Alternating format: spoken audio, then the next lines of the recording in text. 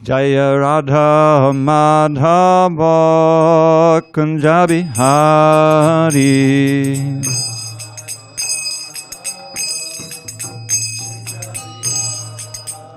Jaya Radha Madhava Kunja Bihari.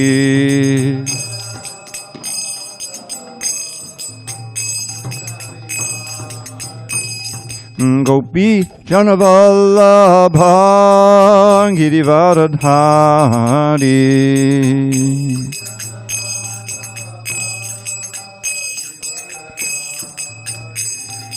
Gopi Janavallabha Girivardhari.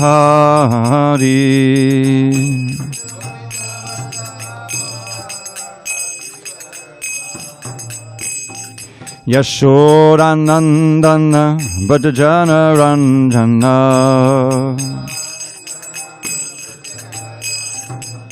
Yashodanandana Bhajana Ranjana.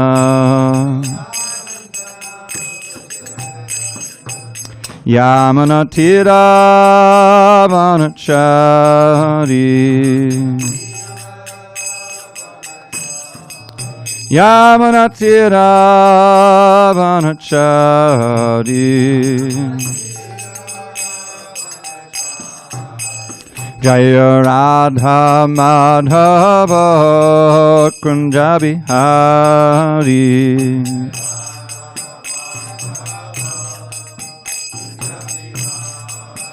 Jaya Radha Madhava Kunja Bihari.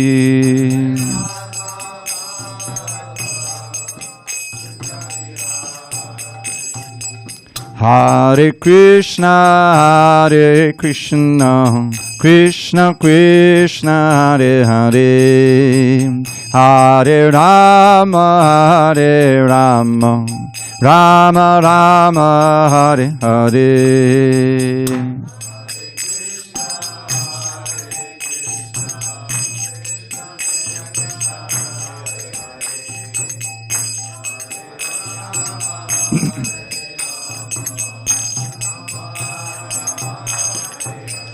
Hare Krishna, Hare Krishna, Krishna Krishna, Hare Hare, Hare Rama, Hare Rama, Rama Rama, Hare Hare.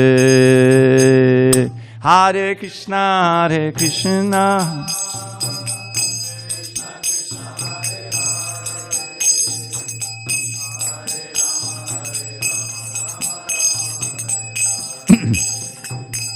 Hare Krishna, Hare Krishna, Krishna Krishna, Hare Hare, Hare Rama, Hare Rama, Rama Rama, Hare Hare.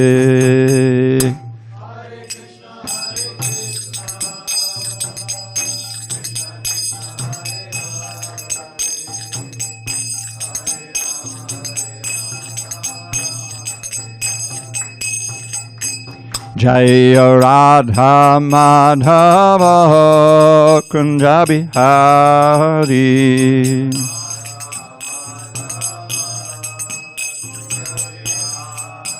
Jaya Radha Madhava Kunja Bihari.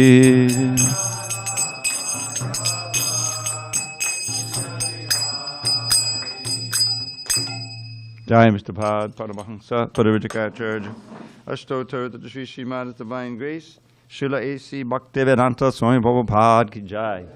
ISKCON BBT Founder Acharya, Srila Prabhupada ki Jai.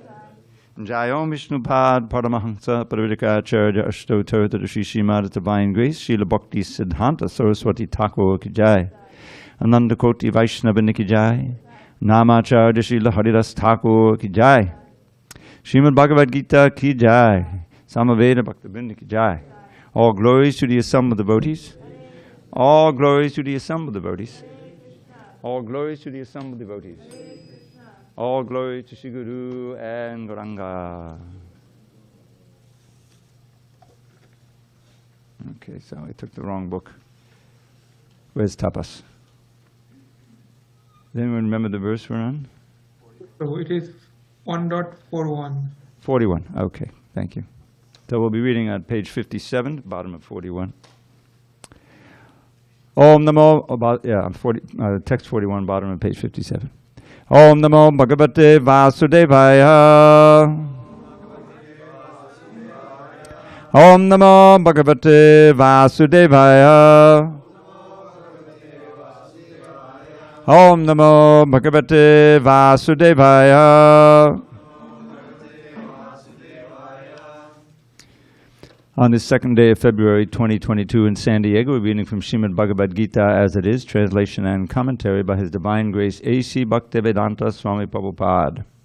And we are in chapter 1, we'll be finishing tonight, observing the armies on the battlefield of Kuruksetra, text 41 at the bottom of page 57. Sankaro Narakayaiva Kulagnanam Kulasya Patanti Pitaro Yesham Lupta Pindodaka Kriyaha Sankaro Narakayaiva Kulagnanam Kulasya Patanti Pitaro Yesham Lupta Pindodaka Kriyaha Sankaro Narakayaiva Kulagnanam Kulasya Patanti Pitaro Yesham Lupta Pindodaka Kriyaha Sankaro Narakayaiva Kulagnanam Kulasya Patanti Pitaro Yesham Lupta Pindodaka Kriyaha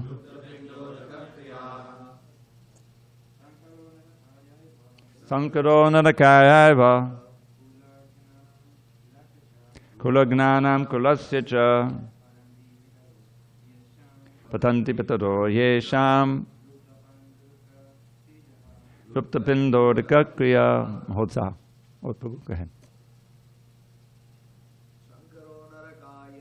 Sankaro Narakayaiva Kulagnanam Kulasya Patanti Pitaro Yesham Lupta Pindodaka Kriyaha Sankaro Narakayaiva Kulagnanam Kulasya Patanti Pitaro Yesham. Amoga, do one. Sankaro Narakayaiva Kulagnanam Kulasya Patanti Pitaro Yesham. Ladies? Sankaro Narakayaiva Kulagnanam Kulasya Patanti Pitaro Yesham Lupta Pindodaka Kriya. Sankara, such unwanted children, Narakaya, make for hellish life, Eva, certainly, Kulagnanam, for those who are killers of the family, Kulasya, for the family, Cha, also, Patanti, fall down, Pitaraha, forefathers, he, certainly, Esham, of them, Lupta, stopped, Pinda, of offerings of food, Udaka, and water, Kriyaha, performances. Translation. Arjuna says to Krishna, an increase of unwanted population certainly causes hellish life both for the family and for those who destroy the family tradition. The ancestors of such corrupt families fall down because the performances for offering them food and water are entirely stopped. Okay. I'm sorry, we have such a crowd today, Prabhu. Hello, Hare Krishna. This is the ladies section. Since we have just a crowd, can you please move over and everyone squeeze over here? The men are like taking over the whole room. And we have 3 ladies now. And they should be able to, move over a little bit more on this side. We're going to make a lot of room here. We hardly ever have ladies. Now we have 3 nice ladies.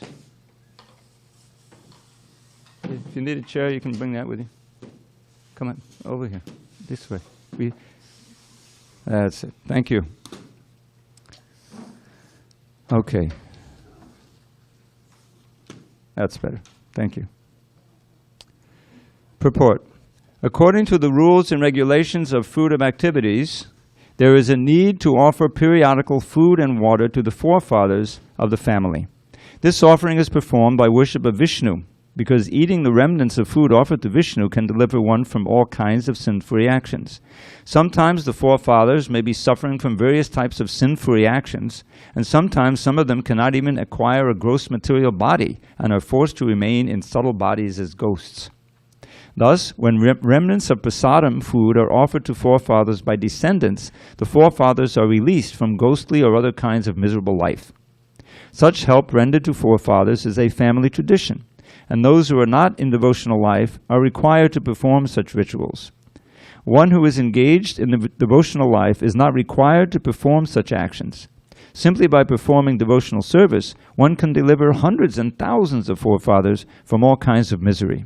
It is stated in the Bhagavatam 11.541. We can chant, I'll say, you say. Devarshi bhutapta nrinam patrinam nakinkaro nayam hrini charajan sarvatmanayak sharanam sharanyam kato mukundam paririthyakartam. Translation. Anyone who has taken shelter of the lotus feet of Mukunda, the giver of liberation, giving up all kinds of obligation, and has taken to the path in all seriousness, owes neither duties nor obligations to the demigods, sages, general living entities, family members, humankind, or forefathers. Close quote. Such obligations are automatically fulfilled by performance of devotional service to the Supreme Personality of Godhead. Om Jnana Timbarandasya Jnanandana Shalakaya Chakshur Unmilitam Mena Tasmai Shri Gurave Namaha. I was born in the darkest of ignorance, but my spiritual master Srila Prabhupada opened my eyes with the torchlight of knowledge. I offer my humble obeisances unto him and all members of Sri Parampara, the disciplic succession. So Arjuna is continuing his argument, why he doesn't want to fight. And he's quoting Vedic tradition here. This is the famous Shraddha ceremony, in which descendants of forefathers who have passed away offer prasadam to the Lord in their name. And we can see the benefit. They can be released from bondage, from sinful reaction, and sometimes from ghostly life.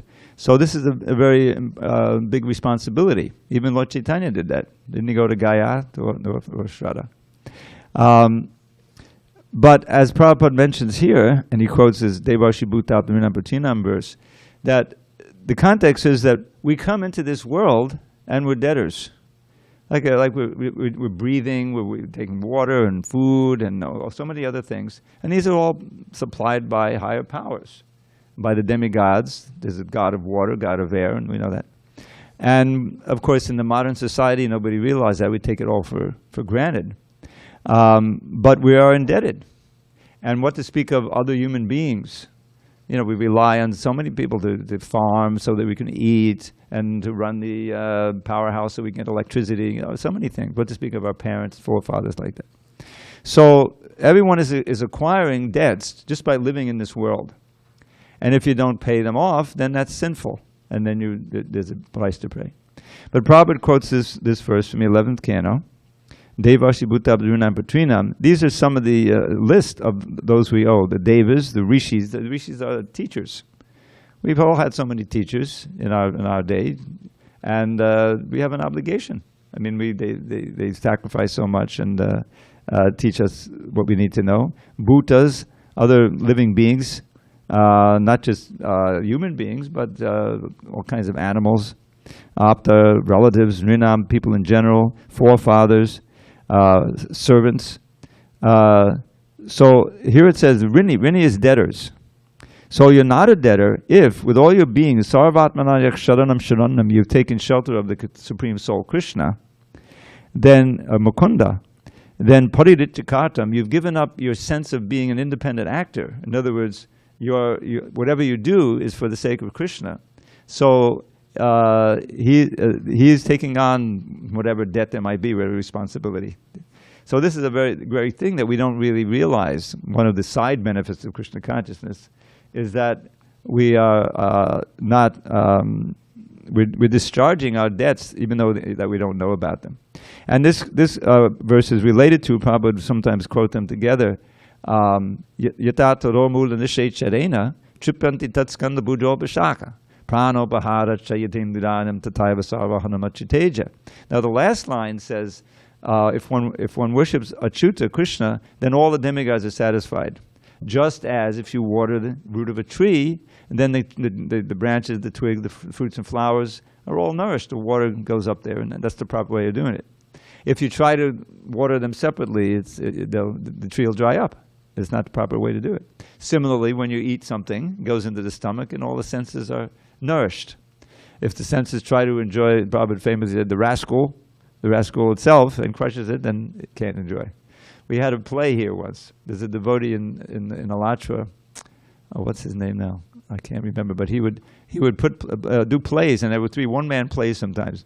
So he came here, and he was sitting right where I am. He set up a table. On the table was fruit, and it had a little tablecloth on it. There was a basket of fruit there, and he was underneath, and he reached his arm up, and he was showing how the hand is trying to enjoy the banana individually and crushing the banana. So there was some humor involved there. But really, that's what we're trying to do. We're trying to enjoy Krishna's property separately, and that's the source of our suffering. That's why we're suffering. We're not feeding the root of everything. So when our society is centered on serving Krishna, there's harmony everywhere, and actually everyone is satisfied. Isn't that right in the second chapter? We get that, what is it? Atakpumba dvija shreshta varnashrama vibhagasha svanasitasya dharmasa sangziri haridoshinam. So varnashram, with the social division, the spiritual divisions of the eight divisions of society, are all meant to be focusing on satisfying Krishna. In other words, then everyone can be satisfied. Otherwise, the Shudras are never satisfied. They always feel they'd be exploited, and those on top are never satisfied because they're competing with others who are on top of it. In other words, if the satisfaction is not coming from satisfying Krishna, then it doesn't work. It becomes corrupted. The society becomes corrupted. So now back to our context here with Arjuna. Arjuna is giving all kinds of arguments why he shouldn't fight.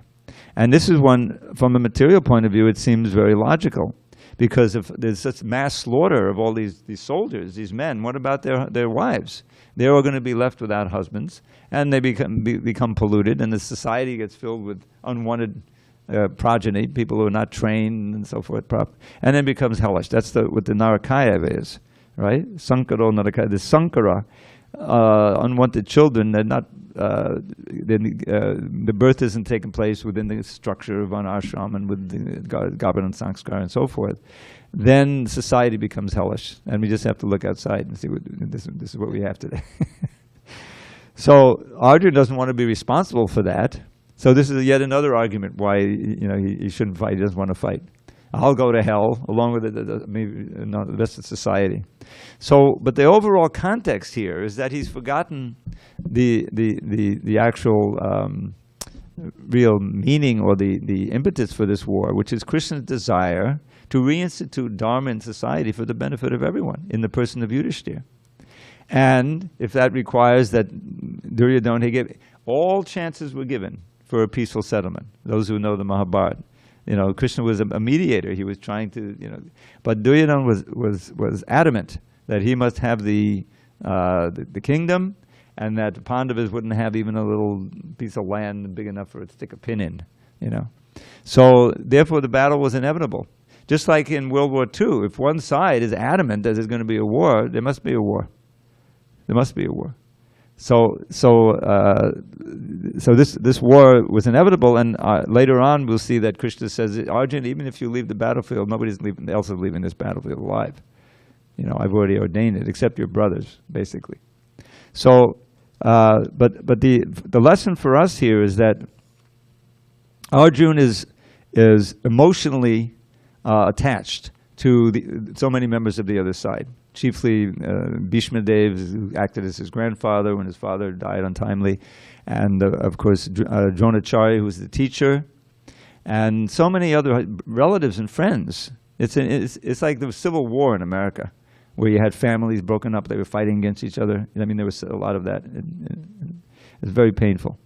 So Arjuna he was paralyzed by this emotionally, and he was covered by Krishna so the Gita could be spoken. So he's acting, and Krishna will, in the next chapter, when Arjuna surrenders, critical verse, then immediately chastises him. Ashocana bachotasam pragyavaram shabashase. Gatasuna gatasam nanushonshanti pandita. That you're lamenting for what is not lamentable, namely the gross body. Those who are wise lament neither for the living nor the dead. So Arjuna is representing us in a way. And that is when we make decisions based on bodily or emotional states that we have. Oftentimes we want to do something or we don't want to do something, and we construct an intellectual reason for it, right? To try to justify it to ourselves so we don't have to feel guilty. This is what happens in the material world.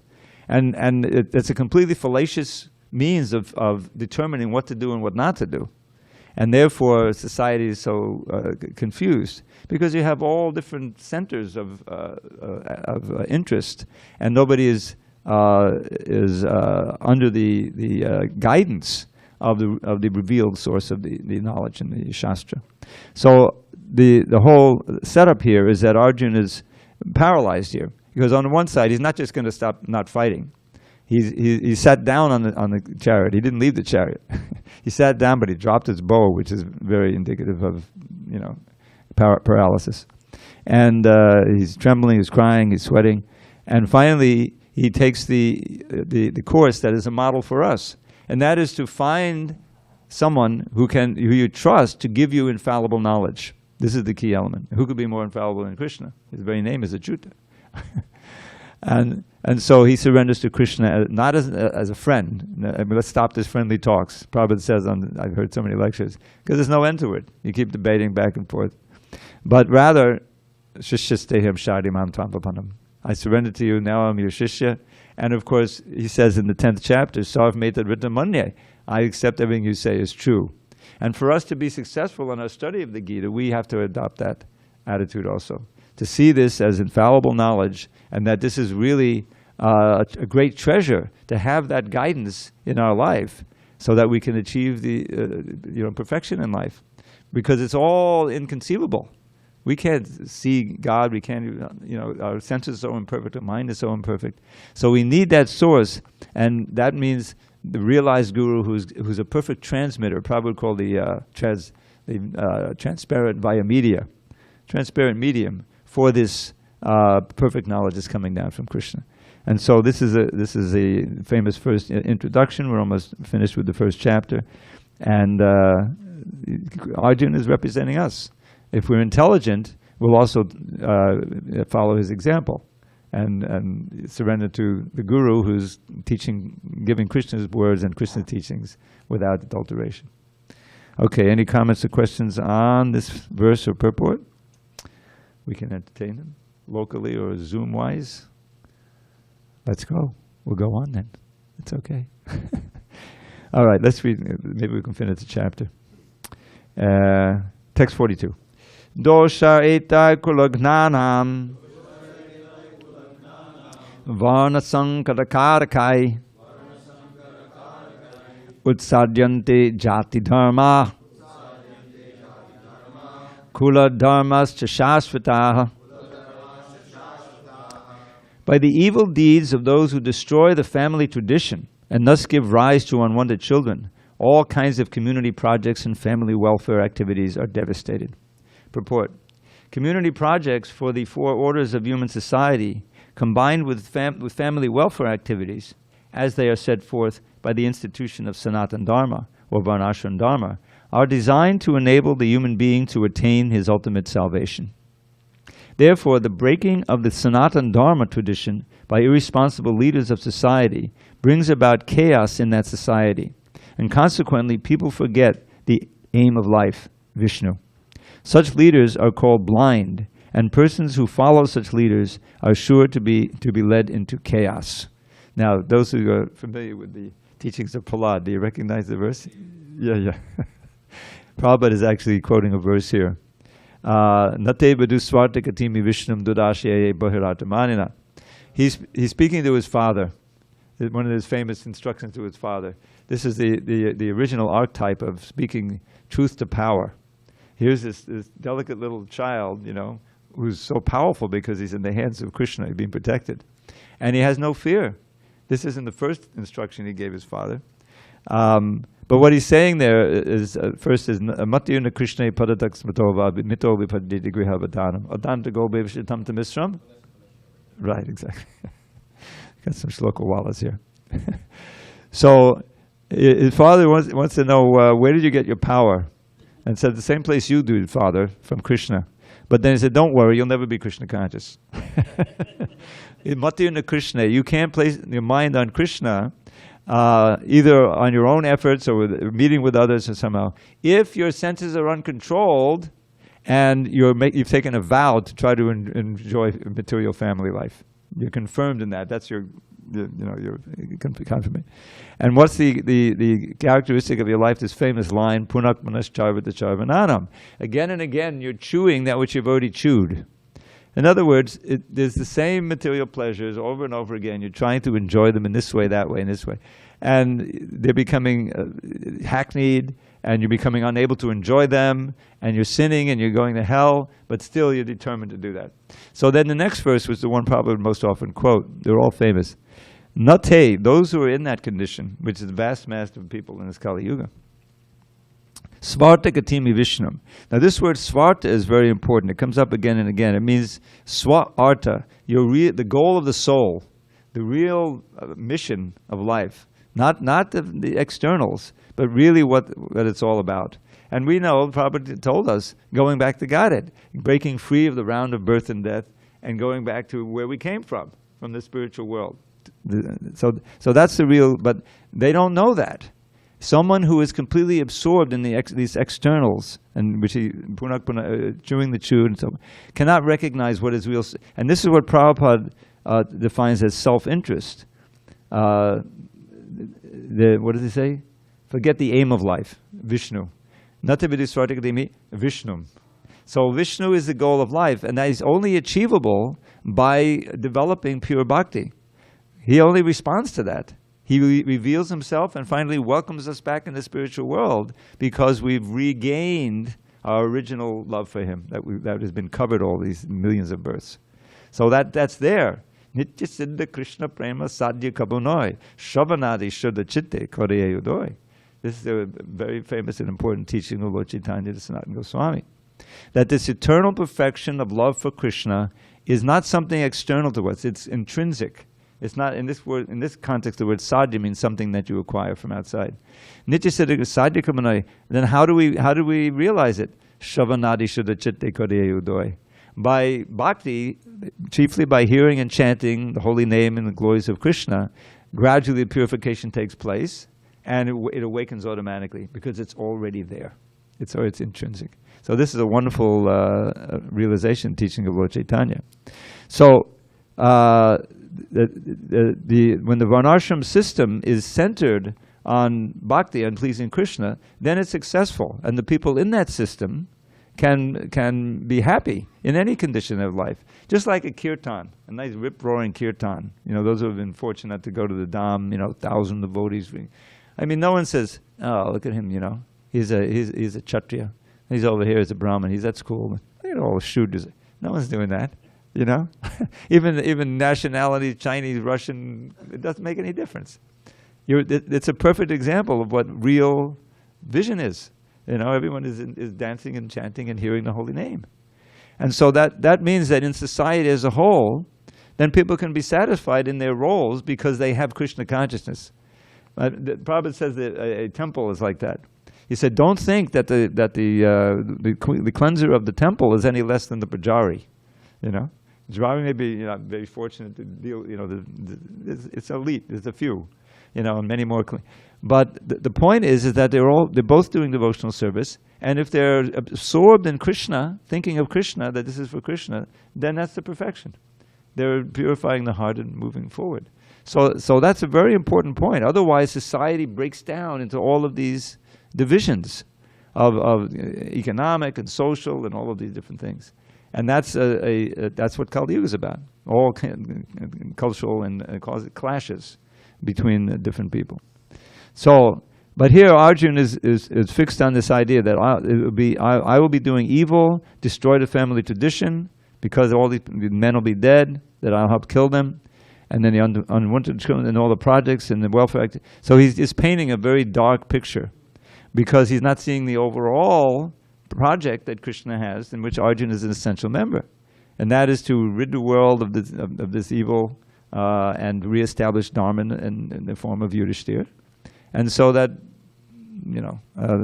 real prosperity can reign. So that's what's happening here. All right, one more, and then we'll have a little special little. Yes, Prabhu. Yeah, we have a mic here, please. In the purport, Prabhupada is speaking about how he says Sanatana Dharma or Varnashram Dharma.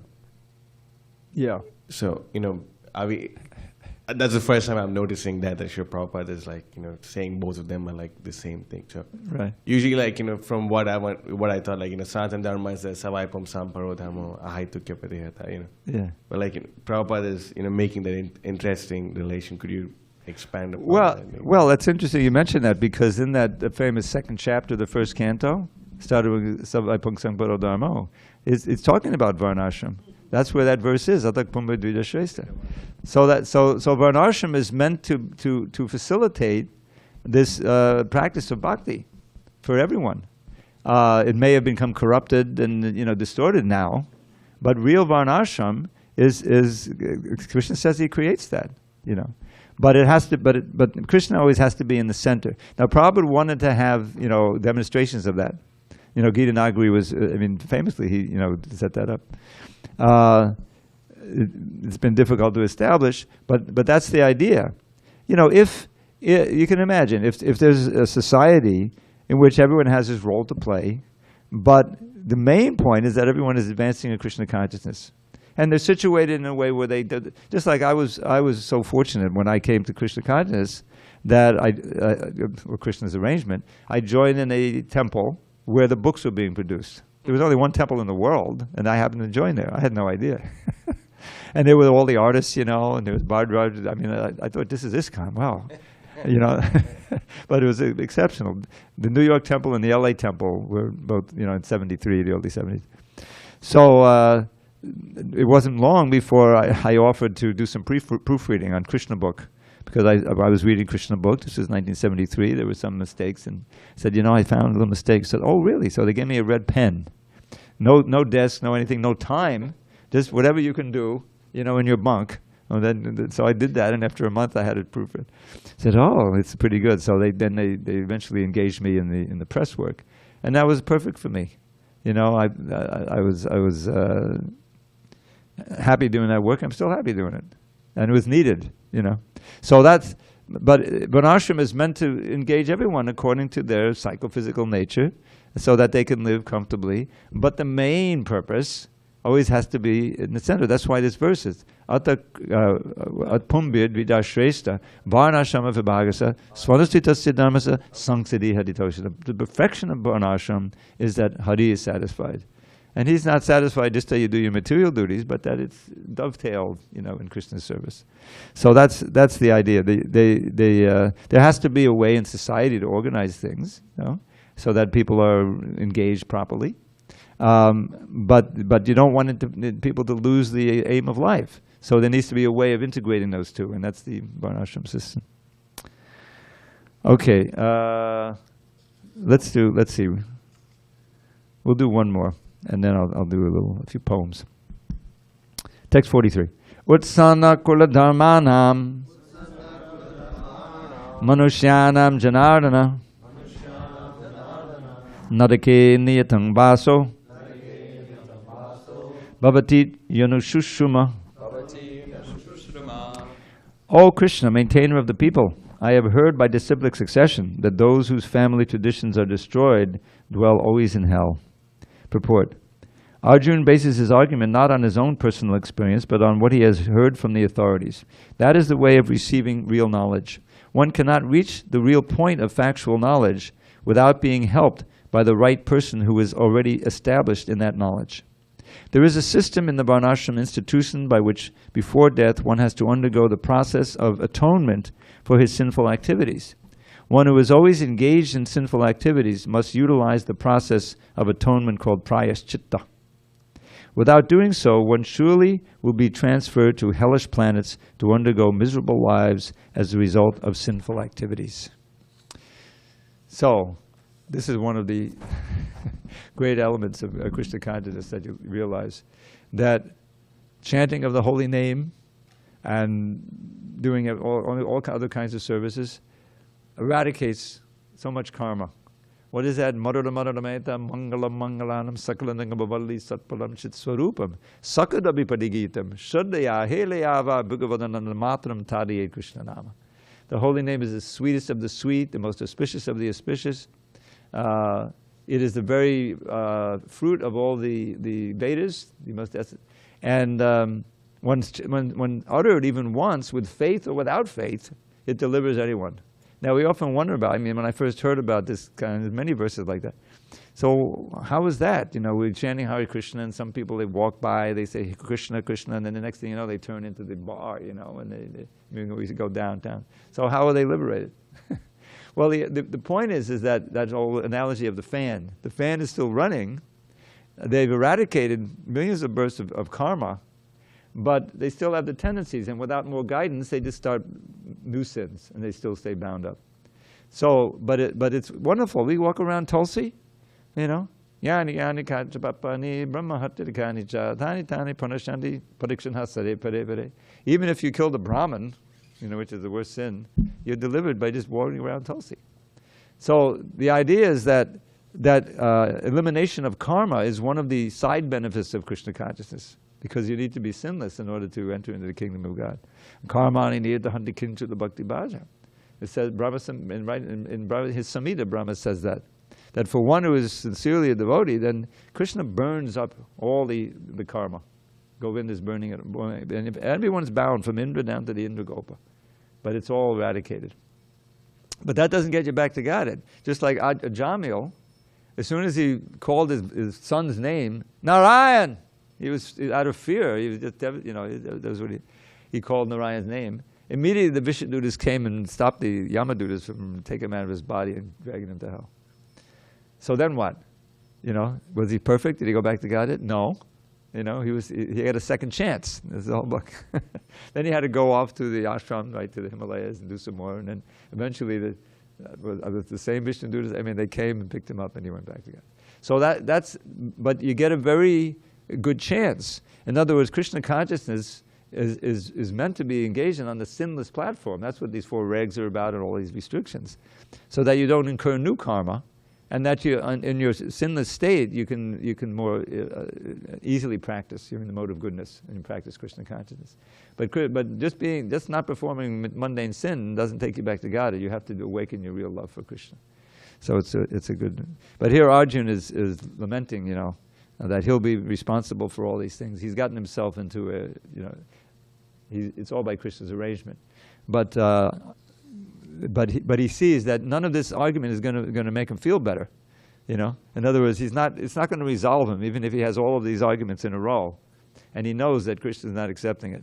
So in text 7 in the next chapter, he surrenders and he resolves it that way. And then everything starts. All right, we don't want to run out of time too much, so we're going to have a little special reading by special request of our special guests.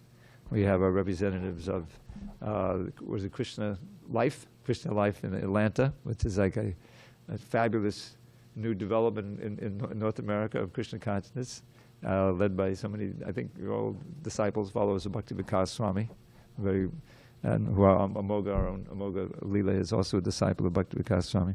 So they're visiting us, we're very fortunate, and they requested that I do a little chanting of poems and shlokas. So, should I start? Okay, someone can bring this up so I don't drop it. Haribol? Yeah, please.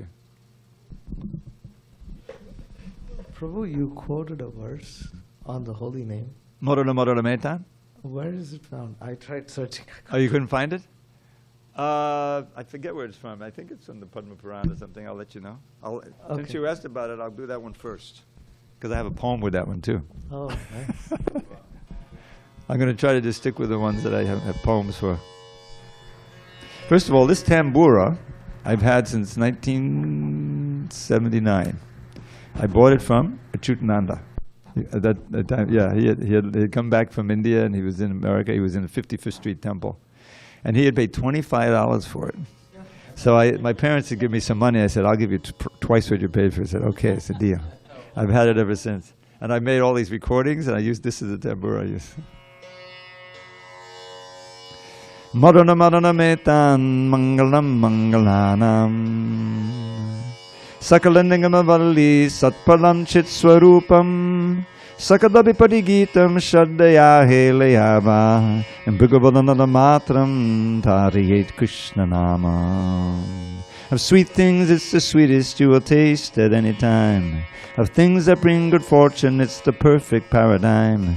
Of all the Vedic writings it's the transcendental fruit, the very form of spirit, unalloyed and absolute, when uttered even once with faith or uttered once with none. From birth and death it truly will deliver anyone. And in the end it brings pure love for Krishna, life's true aim. So cast away all doubts and chant Shri Krishna's holy name. Now I got to admit, not all of the English is there in the Sanskrit. I have to edit a few things. But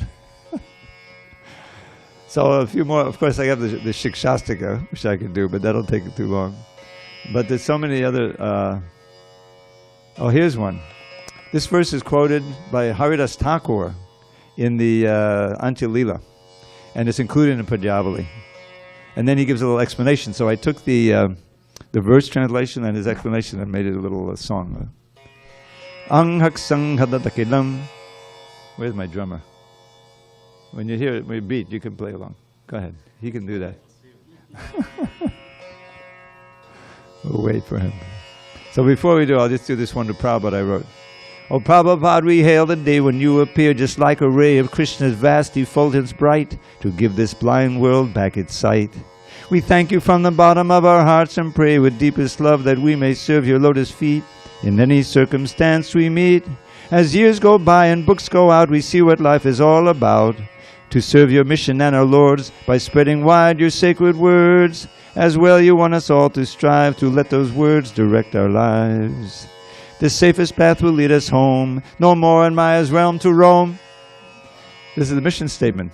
You have in the back, right? We have the mission statement of our little crew of. This is why they did so big, because they chant this in the morning and in the evening, and they come back. No, I'm just kidding.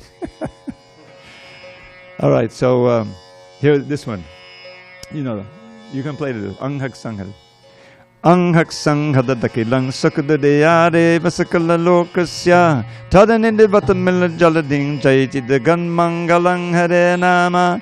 Anghak Sanghadatakilang Sakadadeyare Vasakala Lokasya Tadanidvatamila Jalading Jayitidagan Mangalang Hare Nama.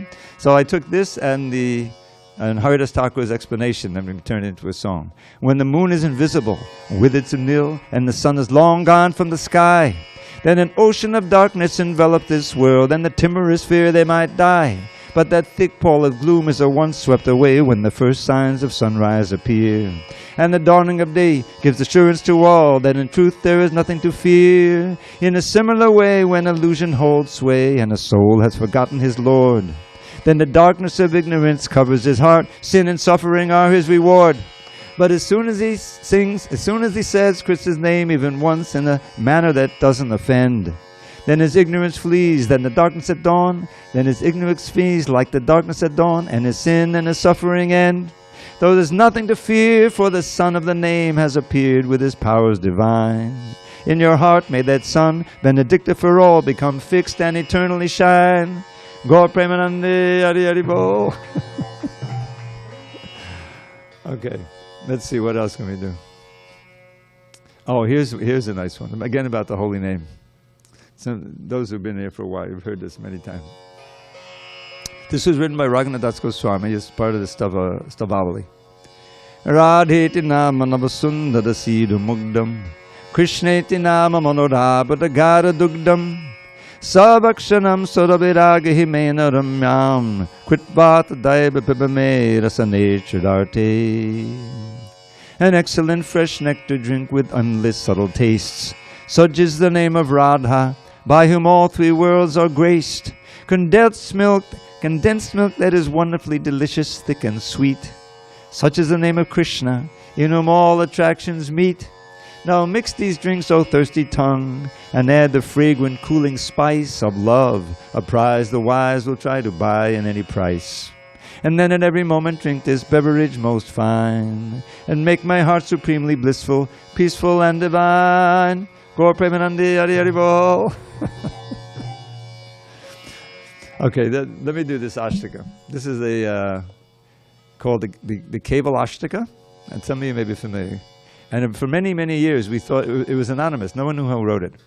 And then someone did some research and they found that an associate of Bhaktivinoda Thakur named Nilakanta Goswami wrote this. And it's actually 100 verses long.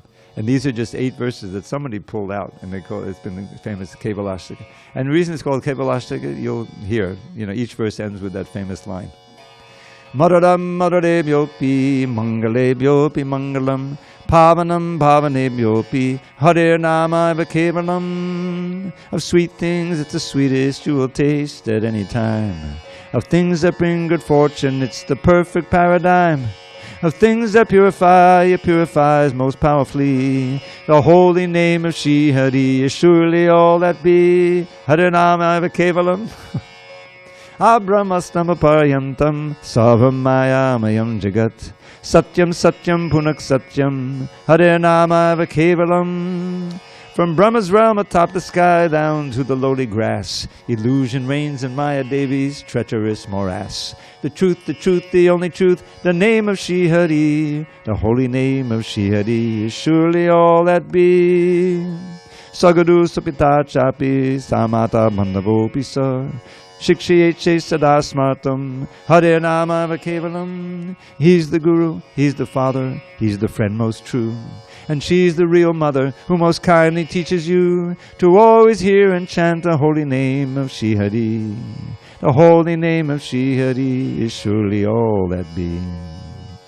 Then, Nikshvasena hi vishvaso kadadudho bhavishyati Kirtani amata balyad Hare nama eva kevalam. Remember that our final breath may come at any time, no matter if we're old and sick or in our youthful prime. So young and old and the like should chant the name incessantly. The holy name of Shri Hari is surely all that be. Hari sadavasi tattva yatra bhagavata jana gayanti bhakti bhavena Hare nama eva kevalam. Lord Shri Hari forever dwells wherever devotees whose hearts are fixed in Him and free of all impurities uplift their voices high and sing His name in ecstasy. The holy name of Shri Hari is surely all that be. Then, aho, how's it go? Aho dukkam mahadukkam dukkha dukkatadam hita kachartam visvatam ratna Hare nama eva kevalam. Let's see. Alas, what sorrow, what great pain, the worst calamity, for people to forget the holy name of Shri Hari. Although the name's a priceless gem, mere broken glass they see, the holy name of Shri Hari is surely all that be. Diyatam diyatam karno, niyatam niyatam vachaha, giyatam giyatam nityam, Hare nama eva kevalam. Just fill your ears, just fill them with the name of Shri Hari. Just chant the name with all sincerity. Just sing the name, just sing the holy name eternally. The holy name of Shri Hari is surely all that be. Then, how's it go? How's it? Trinit Kritya Savam. Yeah. Rajate Sakalopadi. Kiyate Madabalyad. Oh, how's it go? Chidanandamayam Shuddham Hare Nama eva kevalam. It makes this world appear like bits of straw upon the ground. Resplendently it reigns supreme, divinity and sound. It's filled with transcendental bliss and peerless purity. The holy name of Shri Hari is surely all that be. No, I wrote a ninth one as a Palashruti. Inspired to glorify the holy name of Shri Hari, Shri Nilakanta wrote this hymn in Sanskrit poetry. I pray that those who hear this lowly version made by me will chant the holy name of Shri Hari in ecstasy. All right, one final one. This one, Amoga knows this one. Now this one, give me the beat, come on.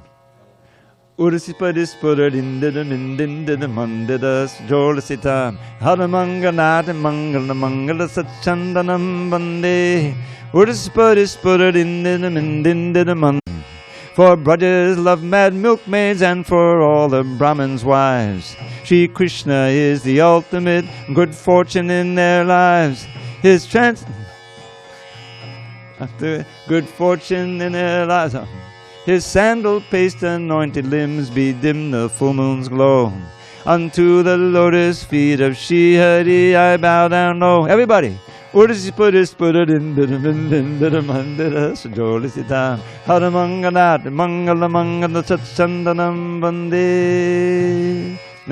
together. There's no English for this. You ready? Jaya Jaya Vangshi Vajavishara Dashara. Moga knows this whole thing. Jaya Jaya Vangshi Vajavishara Dashara Sadisidu Badi Bhavaka Bhavaka Little Lochana Sanchara Charana Siddhamadu the Harakalapa the chant the Kunda the Sun Govad and the Busha the Chingana Vigre Kandala Kalavasabas Basa the Kutalakachapa the Chandaka the Chabadi Kan and the Kundaga Hasma the Sanga the Soda the Bahubajang Jangamanavata Pinchana Gopa Manisha the Sin the seduction Duction the Panas the Dun the Sabaja the Kanchan Tancha Sangaviroj Rochan the Yak the Chad the Vishesh Shesha Kamana Baba Sana Sakananda Nanda Nagunamananda Yasunda Vira. Now, if you want to know the meaning, you got to write me. Dravida108@gmail.com. I'll send you all my poems. All glories to Srila Prabhupada. Hare Krishna. Now we'll have a nice kirtan.